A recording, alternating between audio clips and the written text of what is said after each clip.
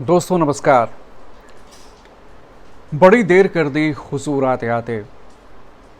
प्रधानमंत्री मोदी के मणिपुर दौरे को लेकर तो यही कहा जा सकता है। विपक्ष भी इसे लेकर तमाम तरह के सवाल उठा रहा है और प्रधानमंत्री मोदी के इस दौरे को तमाशा करार दे रहा है। विपक्ष पूछ रहा है कि जब 2.5 सालों के बाद प्रधानमंत्री मोदी मणिपुर गए ही तो महज 3 घंटों के लिए क्यों गए? क्यों नहीं शरणार्थी शिविरों में जाकर पीड़ितों का हाल जाना, बजाय इसके कि उन्होंने रोड शो किया, बजाय इसके कि उन्होंने अपनी छवि बनाने की कोशिश की, जिसके आरोप विपक्ष लगा रहा है और लगाता रहा है। लोगों का दुख दर्द जानने में समय क्यों नहीं दिया? सिर्फ 3 घंटे का दौरा, और वो भी करीब 3 साल बाद, आखिर क्यों? और अचानक प्रधानमंत्री मोदी मणिपुर क्यों पहुंच गए? दोस्तों, ये तो एक जो प्रधानमंत्री मोदी की कार्यशैली है कि उससे लेकर कुछ भी प्रिडिक्ट कर पाना मुश्किल होता है। जो लोग आकलन करते हैं उससे उलट प्रधानमंत्री मोदी कुछ कर गुजरते हैं। मसलन जब ऑपरेशन सिंदूर की तैयारी, जब पाकिस्तान ने पहलगाम में आतंकियों के जरिए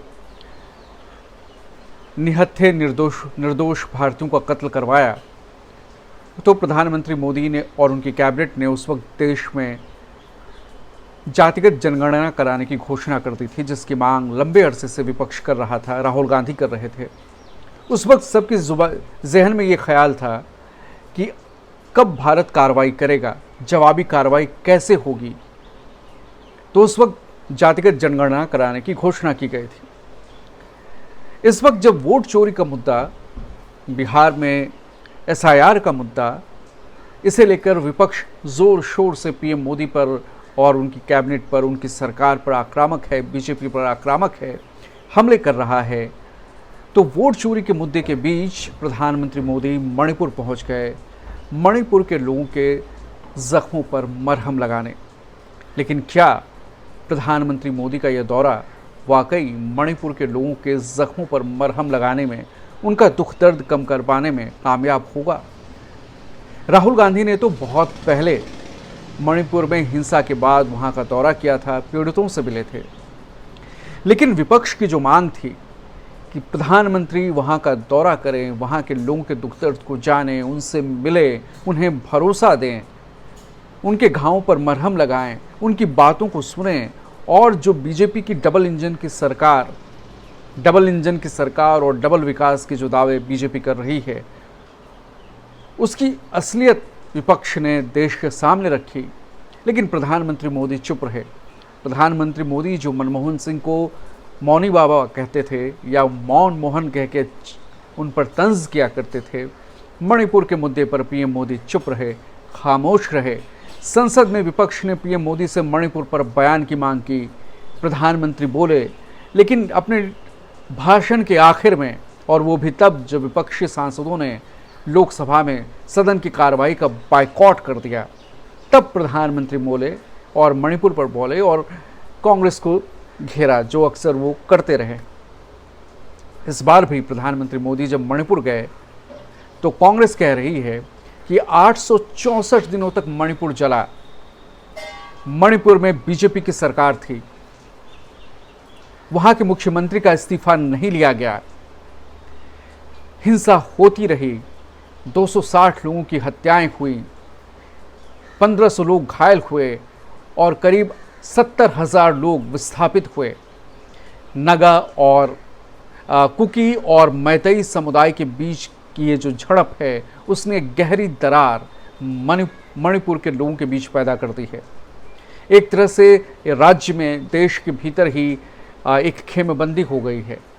इम्फाल जो मैतेई बहुल इलाका है और चूड़ाचांदपुर जो कुकी समुदाय बहुल इलाका है, उनके बीच अविश्वास की खाई इतनी गहरी हो चुकी है कि दोनों समुदाय के लोग एक दूसरे के क्षेत्र में जाने से बच रहे हैं।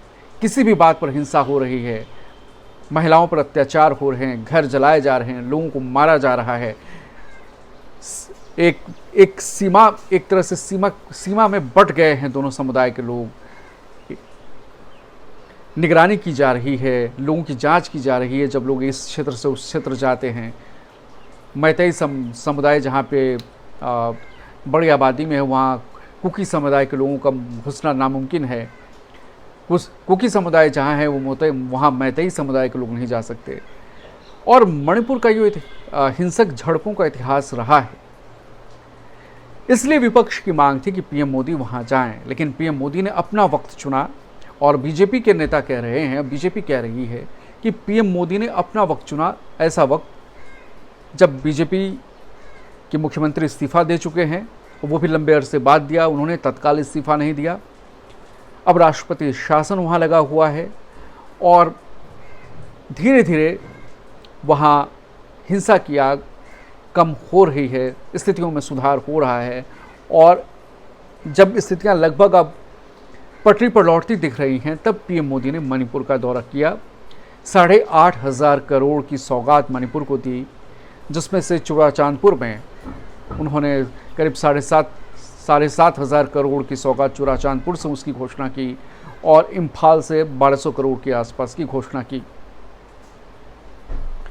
तो देर से ही सही प्रधानमंत्री मोदी का ये जो मणिपुर दौरा है वो लोगों में विश्वास पैदा करेगा, लेकिन कितना कर पाएगा। महज 3 घंटों में प्रधानमंत्री ने वही बाकायदा अपने कैमरा एंगल से रोड शो में हाथ हिलाने के अलावा, तस्वीरें खिंचवाने के अलावा और स्टेज पर चढ़कर भाषण में देने के अलावा उन्होंने क्या वाकई दर्द जानने की कोशिश की। सवाल ये है, पीड़ितों से मिले और मिले भी तो उन राहत शिविरों का हाल जाना, वहाँ जाकर लोगों का दर्द समझा जो इतने लंबे समय से विस्थापित होकर वहाँ रह रहे हैं। क्या उनका दर्द, असल दर्द जान पाए?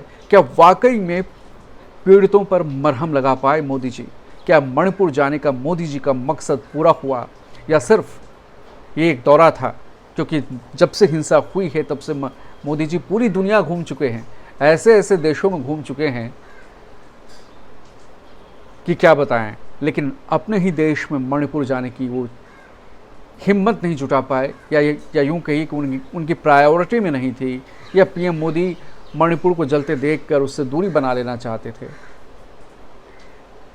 वो खामोश तो रहे, लेकिन अब जब गए हैं वहाँ, तब राहुल गांधी और विपक्ष कह रहा है कि ये आखिर ये तमाशा क्यों किया।